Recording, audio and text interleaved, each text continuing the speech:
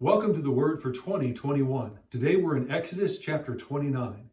In this chapter, God is continuing to give instructions on what is needed to consecrate and to set these priests apart. They are being set apart for His service, and there were 4 things that they needed to go through as part of worship. The consecration process was involved in doing these 4 things. First, there was ceremonial washing.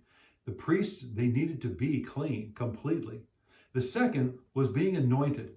Oil was poured upon the priests. That was very symbolic. The third was 7 days of sacrifices. And then finally, blood was sprinkled upon the priests. As this worship was taking place, imagine that you were there.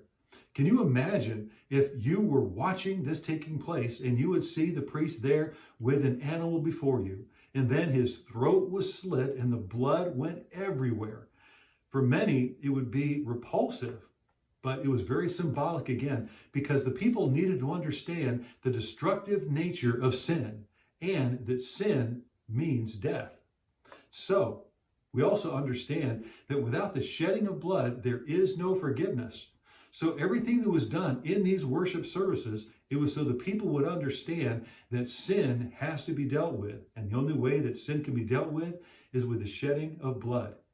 Now, before that took place, though, hands were placed upon that animal, and there was a transference, symbolically, of their sin and their guilt upon that animal. That animal was a sacrifice that was taking their place.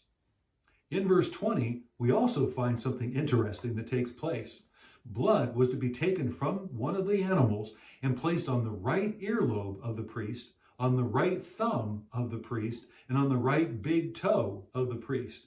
It's been said that this again was very symbolic, meaning that they were to hear the word of God, they were to work the work of God, and they were to walk in the ways of God. The priests were to be holy people in all that they did.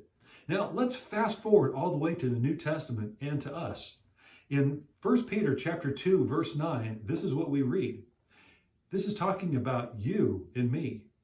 You are a chosen people, a royal priesthood, a holy nation, a people belonging to God, that you may declare the praises of Him who called you out of darkness into His wonderful light. Before, it was only the priests, but now it's the priesthood of all believers. All of us are now to be priests, where we hear the word of God, where we do the work of God, and where we walk in the ways of God. We are to be a holy people before God and before others. As we continue to read here in chapter 29, we read that there are 2 sacrifices that are to be done every single day, one in the morning and one in the evening. The first was that of adoration, of thanking God that He is on the throne, telling Him how much we love Him and that we are adoring Him, we're praising Him, and we're relying upon Him. The second is that of the evening sacrifice, and this was to make amends for sin, for guilt, and for wrongdoing. And this was to be done every single day. But now, again, we fast forward. Today, that is no longer necessary because Jesus took away our sin once and for all. Again, in Hebrews chapter 9, verses 26 and 28, this is what we read. He appeared once for all at the end of the ages to do away with sin by the sacrifice of Himself, talking about Jesus. Just as man is destined to die once and after that to face judgment, so Christ was sacrificed once to take away the sins of many people, and He will appear a second time, not to bear sin, but to bring salvation to those who are waiting for Him. Jesus, through His sacrifice, died once and for all. No longer is there a need to do sacrifices every day. Jesus paid it all, once for all. Go back now to chapter 29. In verse 42, this is what we read. For the generations to come, this burnt offering is to be made regularly at the entrance to the tent of meeting.